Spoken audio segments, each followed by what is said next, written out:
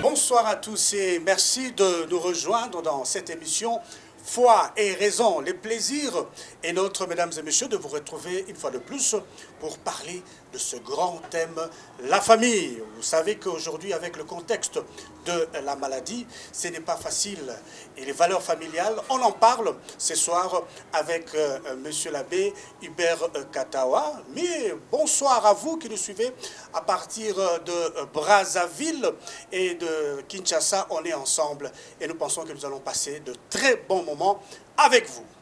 Voilà, bonsoir monsieur l'abbé. Bonsoir monsieur Dani. Comment vous allez? Je me porte bien. Très bien. Voilà, donc ce soir nous parlons de la famille. Monsieur l'abbé, vous le savez qu'aujourd'hui la famille souffre de plusieurs problèmes, notamment la division, notamment les querelles familiales. Il n'y a pas la paix, justement avec le contexte de notre pays, le contexte de la maladie aussi, le Covid-19. Monsieur l'abbé, d'entrée de jeu, que pourriez-vous dire à propos de la famille? C'est quoi une famille? Une famille, c'est quoi? Un conglomérat? Une assemblée? C'est quoi une famille, monsieur l'abbé?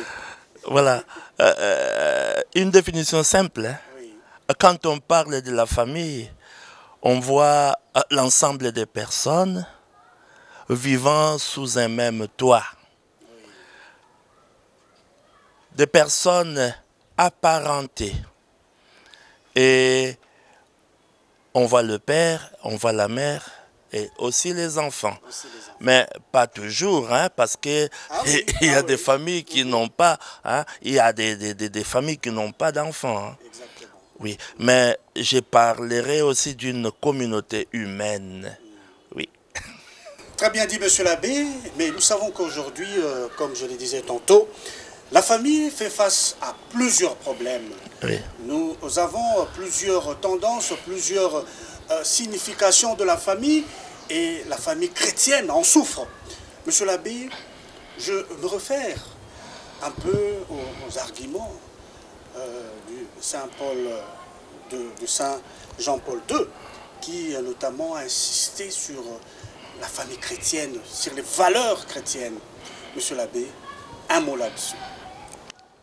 Voilà, le pape Jean-Paul II, c'est vraiment la voix de l'Église. Okay. Et je peux même aller jusqu'à dire qu'aujourd'hui, nous sommes en face d'un sécularisme sans cesse grandissant. Sécularisme. Sans cesse grandissant, on oublie Dieu. Avec des conséquences de plus en plus dégradantes pour la famille humaine. On se trouve en face du matérialisme, comme on dit, à haute dose. Et nous sommes là en train d'assister, parfois impuissants, à la dépravation des mœurs. Hein. Ça, c'est la culture aujourd'hui du matérialisme à haute dose. Et devant tout cela, l'Église ne peut pas se taire. Sa voix doit résonner.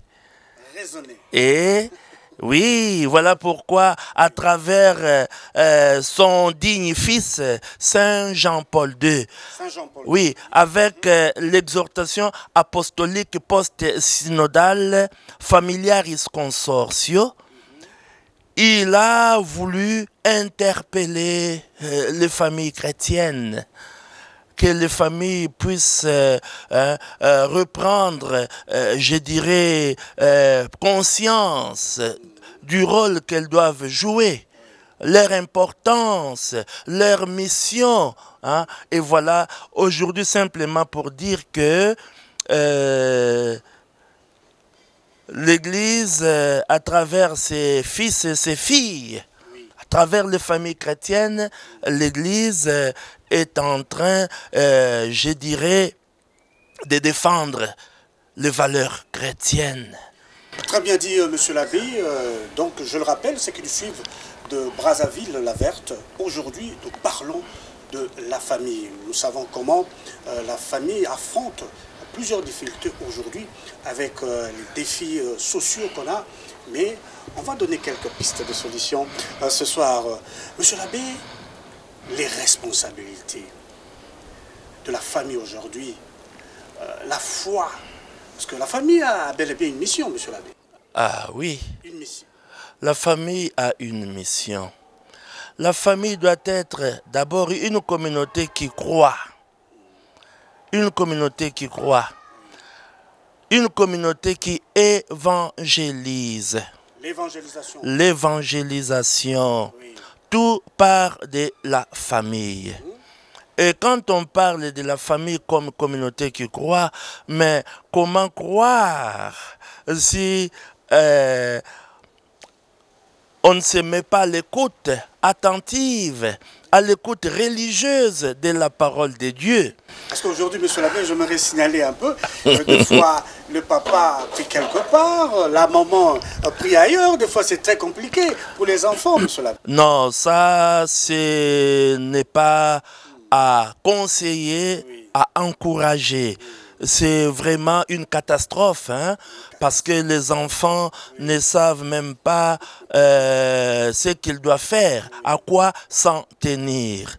Donc la famille reçoit la parole de Dieu dans la foi et en même temps aussi l'annonce. Et cette annonce de la parole de Dieu commence au sein de la famille. C'est la base. C'est la base même.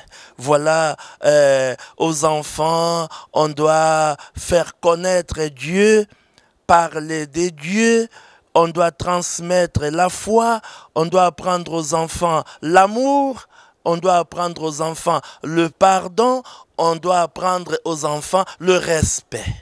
Le respect. Oui. Bien entendu, le respect, mesdames et messieurs, vous le savez, que sans la famille, il n'y a pas de vie, il n'y a pas de société. Monsieur l'abbé, la qualité d'une famille. La famille aujourd'hui a une identité, une famille chrétienne. Quelles sont les valeurs, les fondamentaux pour qu'une famille puisse bien jubiler, pour qu'une famille soit bien chaleureuse, afin que les autres puissent s'y référer? Monsieur l'abbé. Alors, quand on parle de la famille comme référence, Oui. ne l'oublions jamais que Dieu, notre Père, est famille. Dieu est famille. Dieu est famille. Il est famille. Il est communauté. Wow. Ça, c'est intéressant. Pas de la communauté trinitaire. Dieu est famille. Et voilà, la famille, c'est le lieu de l'expression de l'amour de Dieu.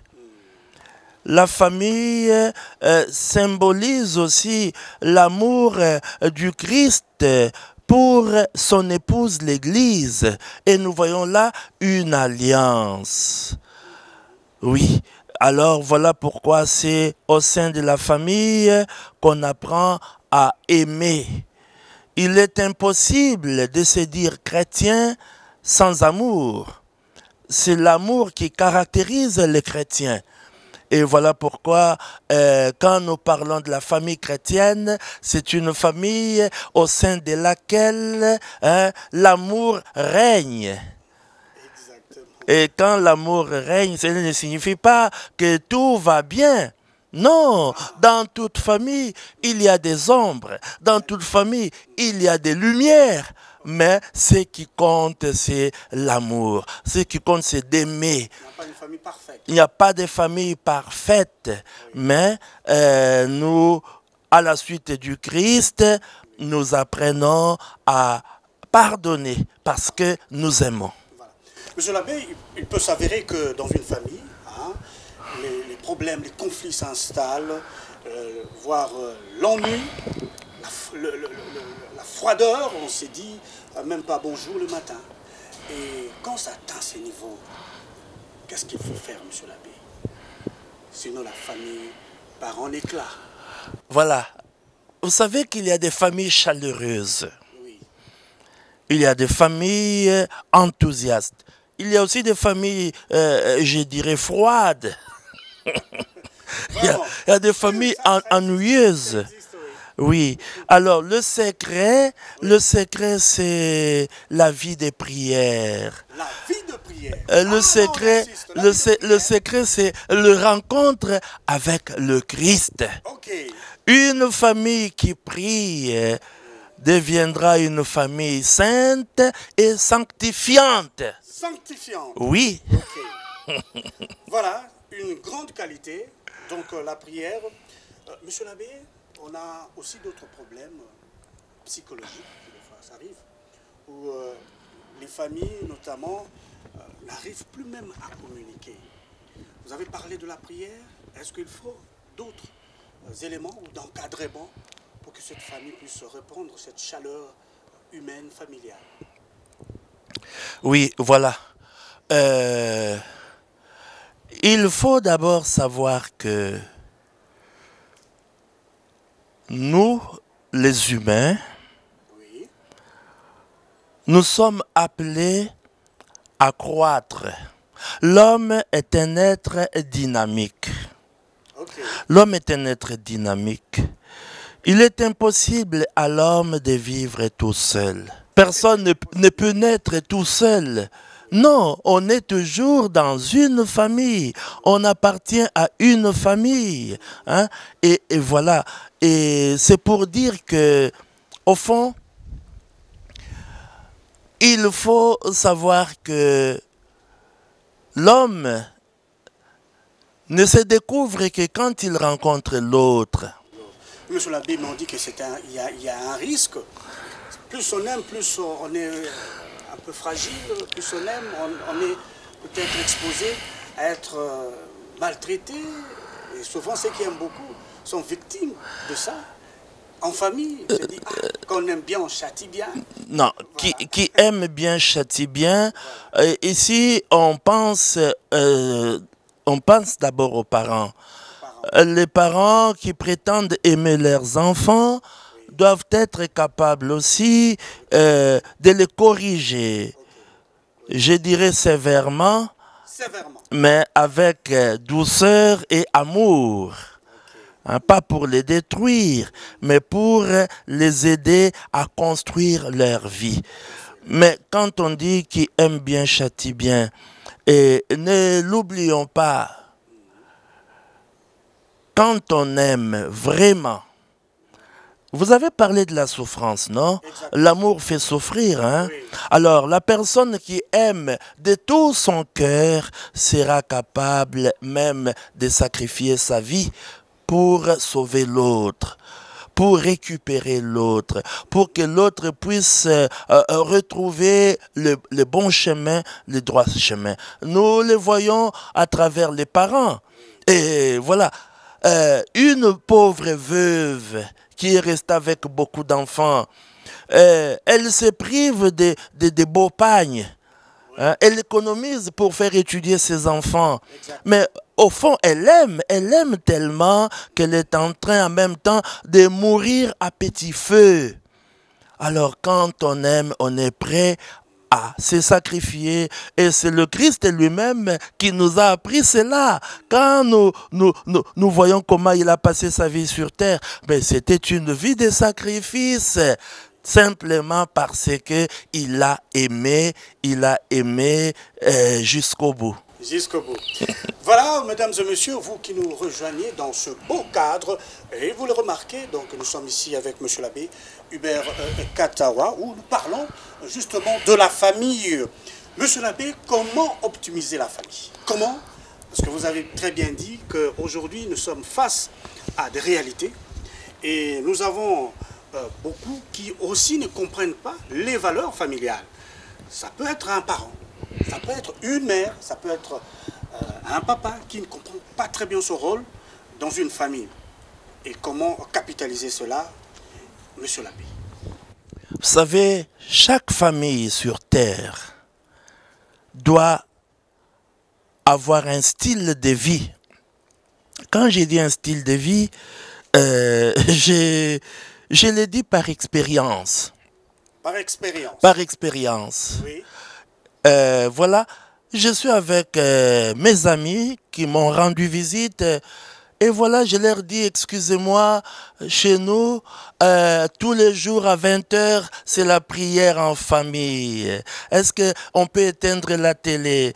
Vous pouvez nous excuser. Alors voilà, Avec beaucoup d'amour. un style de vie. Mais en même temps aussi, on doit se construire un patrimoine. Quand on dit un patrimoine, il y a des valeurs. Il y a des valeurs. Comme pour dire, dans notre famille, on ne peut jamais fréquenter les féticheurs. Nous sommes une famille chrétienne. Dans notre famille, on ne peut pas se méconduire. Par exemple, détourner les fonds publics, voler. Dans notre famille, on ne peut pas sortir des gros mots, insulter publiquement quelqu'un. Dans notre famille, voyez, les valeurs. Dans notre famille, il est strictement interdit de devenir une croix, un poids pour l'autre. Chacun doit apprendre à se prendre en charge et à travailler de toutes ses forces.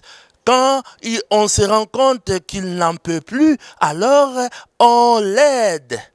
Voyez, un patrimoine à construire. Mais en même temps aussi, il y a des valeurs à transmettre. Il y a une certaine éducation de base à assurer.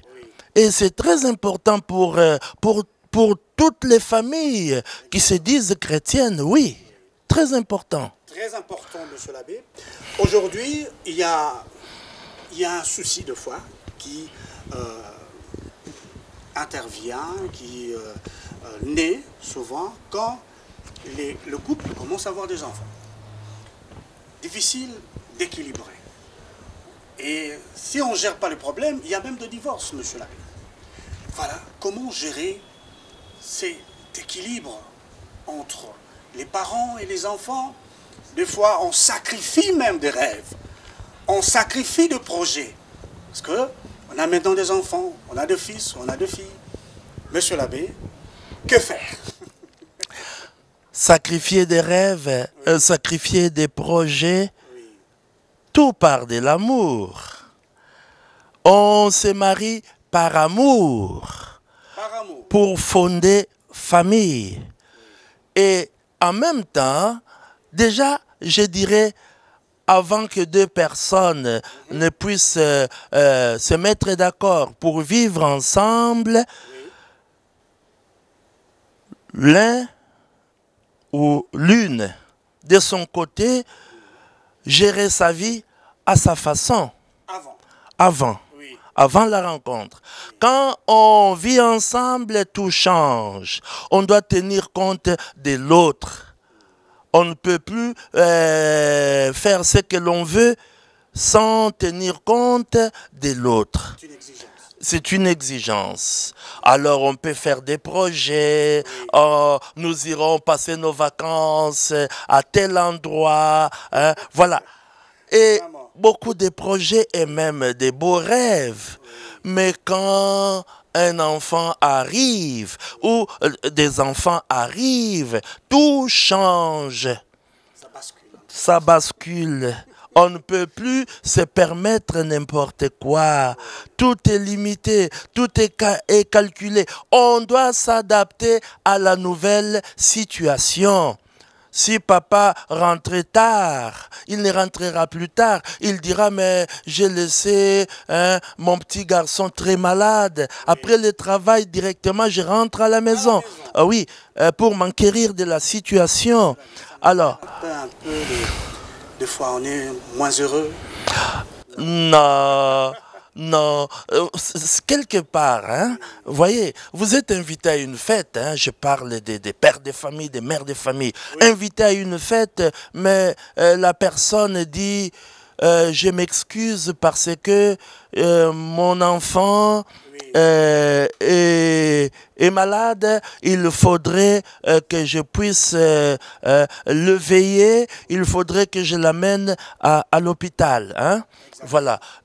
Quand on est vraiment un père responsable, une mère responsable, on ne peut pas être triste pour cela. On doit être heureux, Heureux. heureux de se sacrifier pour rester auprès de sa famille, parce que la famille est importante. Vous avez très bien dit, monsieur l'abbé. Je suis très sûr que ceux qui nous suivent à la maison ont aussi compris. Mais parlons-en. Parlons-en, monsieur l'abbé, les rôles. Le rôle, aujourd'hui, c'est vrai que chacun vient d'une famille, que ce soit au niveau de la dame ou du monsieur, mais ensemble, dans le mariage, il y a effectivement des responsabilités, les rôles que chacun doit s'appliquer, monsieur l'abbé. Quand on parle de famille, hein, Oui. on pense à une réalité stable, une réalité qui dure dans le temps. Vous voyez, je parlerai même d'une longue durée. Longue durée. Oui. Pas de courte joie. Donc, j'ai parlé ici de la famille, hein, c'est l'ensemble des personnes vivant sous un même toit, et j'ai parlé des liens de parenté. Alors, ces liens-là, qui sont de longue durée, c'est au sein de la famille. Hein. Alors, une famille qui se construit et qui construit une histoire. Qui construit une histoire. Et une famille que l'on peut facilement identifier. Moi, je connais certaines familles, je n'aimerais pas citer certaines personnes. Oui. Certains quartiers, on dit, bon, ces quartiers-là, la première personne qui a colonisé le quartier, le premier habitant de ce quartier-là, c'est un papa. Oui. Ce papa-là s'appelle... voilà. Et l'avenue porte le nom de ce papa-là. Vous voyez, c'est une histoire. Une histoire à enseigner aux enfants qui vont naître. Oui. Mais en même temps, comme je l'ai dit, on parle de la famille, oui, mais on oublie que la durée, c'est ce qui fait le bonheur. La durée. Monsieur l'abbé, j'aimerais insister là-dessus. La durée. Hein, sur la durée. Oui. Parce que des fois, les gens regardent ce qui se présente aujourd'hui et se disent, bon, peut-être le mari n'est pas stable par rapport à son travail, peut-être ils ont des difficultés aujourd'hui. On peut se dire, est-ce qu'il y a moyen de patienter? Est-ce qu'on peut réparer? Voilà, parlez clairement de la durée, monsieur l'abbé. Alors, quand je parle de la durée, je pense malheureusement à certains mariages auxquels nous assistons aujourd'hui. Après un mois de mariage, c'est déjà la séparation. C'est déjà le divorce. Alors, est-ce qu'on peut parler du bonheur? Est-ce qu'on peut parler de la stabilité? Non, c'est l'instabilité. Oui, les enfants qui sont nés vivront, il y aura un déchirement intérieur. Ils ne sauront pas... Non, c'est tellement difficile. Hein? Voilà. Et quand je parle de la stabilité, je vois la durée. Et c'est cette stabilité qui, finalement, j'ai parlé, il faut une identité, non? C'est construire une identité et entrer dans l'histoire, une certaine histoire. Mais écoutez, même pour les enfants plus tard, qu'est-ce qu'ils vont raconter à leurs amis, à leurs propres enfants, que nos parents se sont séparés après 5 ans de mariage et 10 ans de mariage? Non. Voyez, une façon de dire que avec la famille, c'est le monde qui se construit. Et à plus forte raison, une famille chrétienne. Parce que la famille doit aussi participer au développement de la société. Hein, au développement de la société. Mais comment participer au développement de la société quand on n'est pas stable, quand on n'a pas été capable de transmettre des valeurs aux enfants? Ah non. Là, c'est compliqué. C'est très compliqué. Très bien dit, monsieur l'abbé. Nous poursuivons, mesdames et messieurs, vous que nous suivez de partout, de Kinshasa et d'ailleurs. Et parlons aujourd'hui des très très bons thèmes. Il s'agit de la famille. Monsieur l'abbé, nous savons qu'il y a plusieurs implications, notamment des implications culturelles. Et dans un foyer, il y a les parents qui interviennent. Et selon les cultures, chacun dit on fait selon notre façon de faire.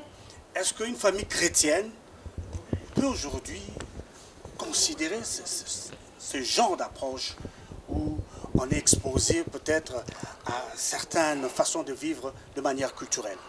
Voilà, quand nous parlons de la culture, nous devons être quand même conscients des dégâts, des dégâts et des conséquences liées à certaines cultures, parce que, vous savez, nous sommes chrétiens.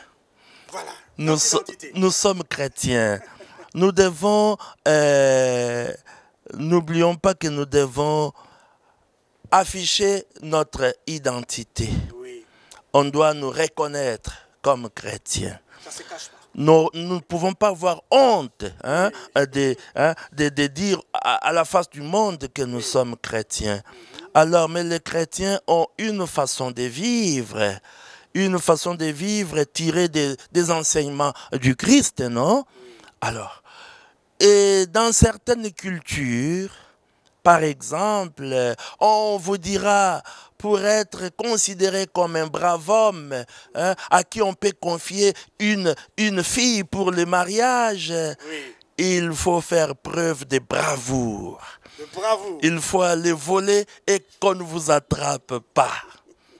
Alors, ce n'est pas la foi chrétienne qui nous pousse à cela, qui nous permet de faire cela. Un chrétien ne peut pas le faire. Et excusez-moi de le dire quand même, hein, parce que un ami me disait, dans leur culture, pour que le petit garçon qui grandit puisse rester attaché à sa famille et surtout à sa tante, à sa mère, il faut dès le bas âge vraiment l'initier à certaines pratiques incestueuses. Ah non! Les chrétiens ne peuvent jamais se comporter de cette façon-là. C'est indigne. Alors, voilà pourquoi je dirais simplement qu'il y a des antivaleurs dans certaines cultures, même dans notre culture aussi. Hein. Ne disons pas que tout est bon. Non, nous devons prendre ce qui est bon et rejeter ce qui est mal, ce qui ne cadre pas avec les exigences de notre foi chrétienne. Mais la culture africaine, en général, n'est pas mauvaise, mais je dirais, c'est la lumière de la foi, les enseignements du Christ qui purifient notre culture. Voilà. Très bien dit, monsieur l'abbé. Nous poursuivons, mesdames et messieurs, dans cette émission. Monsieur l'abbé, la place de l'éducation. Aujourd'hui, c'est un problème lié peut-être à la conjoncture actuelle, lié au problème de salaire de parents. Ils n'arrivent pas à assumer comme il se doit cette responsabilité. Mais parlons-en, monsieur l'abbé, la place de l'éducation, les parents aujourd'hui, certains sont démissionnaires, vivent la vie ici, au Congo et ailleurs, monsieur l'abbé. Cette situation d'éducation. Et dans notre pays, nous le savons tous, nous sommes passés par des étapes très éprouvantes.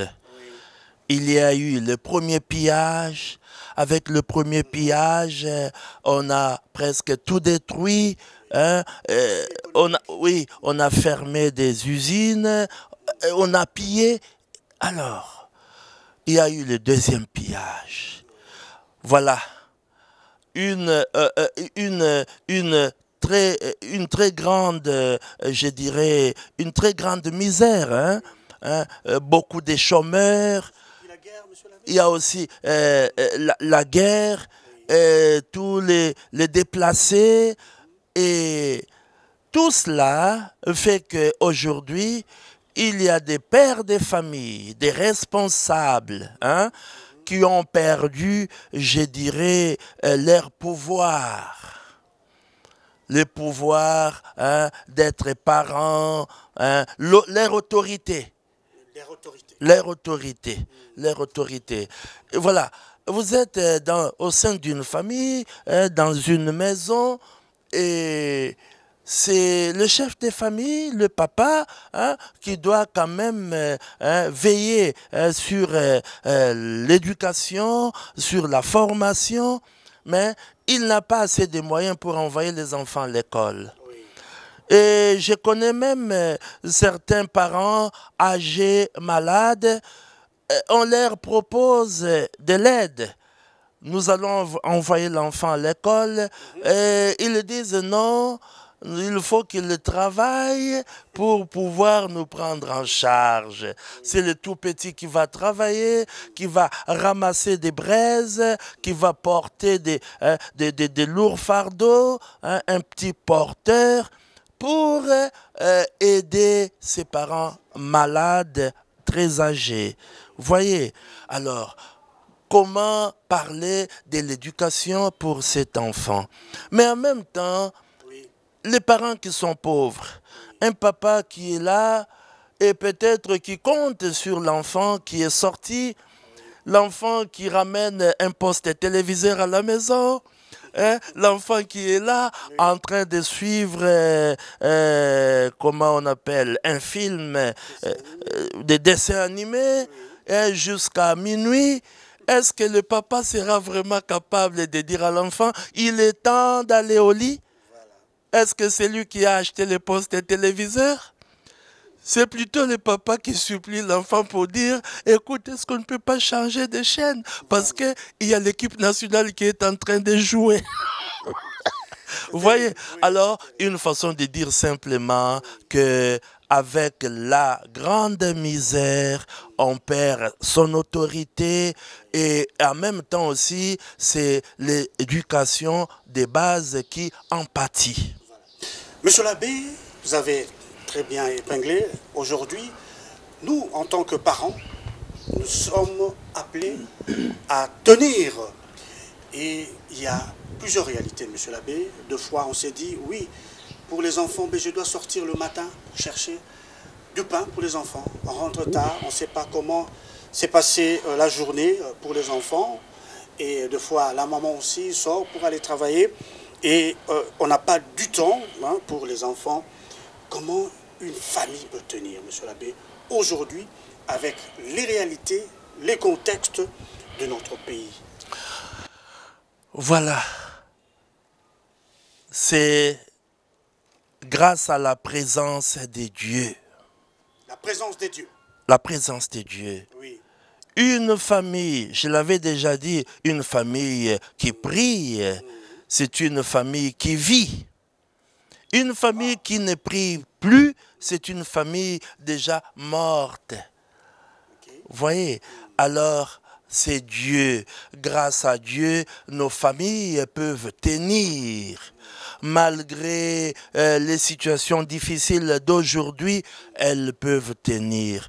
Quand j'ai dit grâce à Dieu, nos familles, ce sont des familles, j'avais dit, des familles qui croient, et des familles qui évangélisent. Évangéliser ne signifie pas que nos familles doivent se placer au coin des rues pour crier « Croyez en Jésus-Christ, convertissez-vous ». Non, des familles qui évangélisent par leur façon de vivre. Quand je dis par leur façon de vivre, les gens vont s'étonner. Comment se fait-il que ces deux parents-là, papa et maman, hein, malgré leurs problèmes, ils sont toujours ensemble. Ils sont toujours ensemble. Ils sont heureux. Ils sont accueillants. Alors, quel est leur secret? Mais le secret, c'est la présence de Dieu. Le secret, c'est la foi en Dieu. Un couple qui dit, Jésus, nous avons confiance en toi. Alors, voilà la présence de Dieu. Voilà pourquoi je voudrais ici inviter tous les couples qui se disent chrétiens, toutes les familles qui se disent chrétiennes, je voudrais les inviter à reconnaître Jésus comme le véritable chef de leur famille. Hein, que chaque couple dise, Jésus est le chef de notre famille. Voilà, Il est notre modèle. Il nous inspire. Il nous protège. Il nous accompagne. Et au fond, ce que nous sommes vient de lui. Ce que nous avons vient de lui. Voilà. Voilà, monsieur l'abbé, nous avons deux dernières questions. D'abord, par rapport au couple, parce que des fois, le couple ne tient plus. Est-ce qu'il y a, de manière pratique, à redynamiser le couple? Est-ce que peut-être il faut que le couple se pardonne, se voie, reste peut-être sur les enfants pour parler des problèmes et peut-être pour régler certains différends? Voilà, ça c'est la première question, monsieur l'abbé. Alors, malheureusement, c'est triste. C'est triste. C'est triste parce qu'aujourd'hui, nous avons peur de rencontrer l'autre. Nous avons peur de rencontrer l'autre. Quand je dis l'autre, même les tout petits, hein, c'est toujours l'autre, non?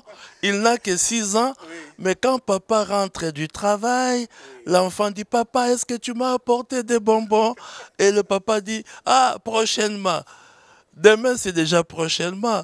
Et le lendemain, papa, tu m'as apporté des bonbons. Alors finalement, papa s'arrange pour rentrer quand l'enfant est déjà au lit. Et très tôt le matin, après 23 heures, très tôt le matin, il sort. L'enfant est encore au lit. Voilà. Une façon de dire que le vrai dialogue n'existe pas. Alors que les parents devraient parler avec leurs enfants en famille. Monsieur l'abbé, parce que c'est un cas réel que vous venez de soulever. Un enfant, un tout petit. Comment dialoguer avec un tout petit si peut-être on n'a pas assez de moyens pour régler un problème? Les enfants comprennent. Moi, je crois que les enfants sont très sensibles et même compatissants plus que nous les adultes. Quand vous dites à l'enfant j'ai très mal au pied, je suis allé travailler, tu sais, j'ai fait une très longue distance à pied. Hein? Je voulais prendre un bus, mais comme je n'avais pas assez d'argent, j'ai gardé cet argent pour t'acheter du pain. Et l'enfant s'étonne. L'enfant dit, papa, je vais te masser les pieds. Et l'enfant s'est fait le petit docteur de son papa. Alors, une façon de dire, on peut faire comprendre aux enfants, être vrai, dire aux enfants, à tous les enfants réunis. Hein? Considérez les tout petits. Ah oui, voilà ce que votre cher papa gagne à la fin du mois. Alors, écoutez, il faut aussi les responsabiliser. Écoute, toi, l'aîné, je te donne ça. C'est à toi, tous les jours, de donner à tes frères, à tes sœurs, un peu d'argent de poche pour l'école. Hein? Voilà, c'est tout. Ils vont comprendre que oui, il y a des limites et que nous aussi, nous devons apprendre à gérer. Ils vont comprendre la situation. Comme une fois, j'ai dit à un enfant, mais pourquoi tu n'es pas venu nous voir pendant les vacances? Ah non, papa n'a pas assez d'argent pour les voyages. Une très bonne réponse. Ah. Voilà, monsieur l'abbé, vous avez très bien dit. Et on va chuter par là. Les enfants. Aujourd'hui, je connais l'Union, qui on parle des enfants de la rue, on parle de Kuluna, on parle de dépravation de mœurs. C'est une problématique qui nous touche très à cœur. Monsieur l'abbé, comment faire pour qu'aujourd'hui, vous avez parlé de la responsabilité des tout-petits, mais pour effectivement intégrer ces enfants, pour les aimer encore, parce qu'ils sont laissés à l'abandon, laissés dans leur propre avenir, leur propre sort, monsieur l'abbé. Parler de la santé même. Nos enfants doivent être en bonne santé. Quand je dis nos enfants, même les enfants de la rue sont nos enfants. Oui. La rue n'a pas d'enfants. Ce sont nos enfants qui sont dans la rue. Oui. Alors, ces enfants-là, qu'est-ce qui leur manque? Oui. Je voudrais aussi rappeler que nous naissons tous de nos mamans, oui. Nos mamans nous ont mis au monde, oui. Mais il ne suffit pas de mettre au monde. Vous pouvez mettre au monde un enfant et ne pas assurer sa bonne croissance. Quand je parle de la croissance, c'est la croissance intégrale, non? Hein? La croissance physique, morale, intellectuelle et spirituelle. Alors, il est arrivé à un enfant, d'ailleurs, adopté dans une famille très riche, mais l'enfant ne pesait que quelques kilos. Il était tout maigre. Et c'est simplement parce que l'enfant ne faisait pas l'expérience de l'affection. Il n'y avait pas de caresses, il n'y avait pas de paroles gentilles. Hein? Et voilà que cet enfant, finalement, quand on l'a changé de famille, une famille pauvre, mais où l'enfant se sentait tellement aimé. Hein? Oui, cet enfant est devenu tellement gros qu'il fallait encore faire attention. C'est pour dire simplement que même les enfants de la rue, ce sont nos enfants à récupérer. Ils ont besoin de notre attention, de notre affection. Et voilà pourquoi j'invite aussi les familles qui abandonnent leurs enfants, qui les poussent dans la rue, soit disant qu'ils sont sorciers, hein, alors qu'ils fassent très attention. Et je mets en garde tous ces pasteurs, ces faux prophètes, hein, qui ne cessent de crier tout haut que ces enfants-là, ça divise les familles, ça détruit des familles. Et nos autorités en même temps aussi. Je félicite nos autorités. Vous avez vu comment on a récupéré certains Kuluna. Mais ce n'est pas encore fini. Moi, je vous encourage, il faut continuer. Hein, les aider à être bien formés pour un jour être réinsérés dans la société et être utiles. Nous avons aussi besoin de leur contribution pour construire notre pays. Voilà notre beau pays. Monsieur l'abbé, très bien dit. Et je promets déjà aux téléspectateurs qu'ils vont découvrir une mission, un numéro spécial sur les enfants et sur l'encadrement des enfants. On va y revenir, mais en attendant, j'ose croire que vous avez aimé ce sujet sur la famille. Merci à monsieur l'abbé pour la disponibilité. Merci à vous aussi pour avoir suivi cette émission. Merci aussi à ceux-là qui nous ont offert ces très beaux cadres et nous pensons que vous avez aussi aimé. En attendant, portez-vous bien sur les antennes de la télévision catholique Elikia. Bonsoir chez vous.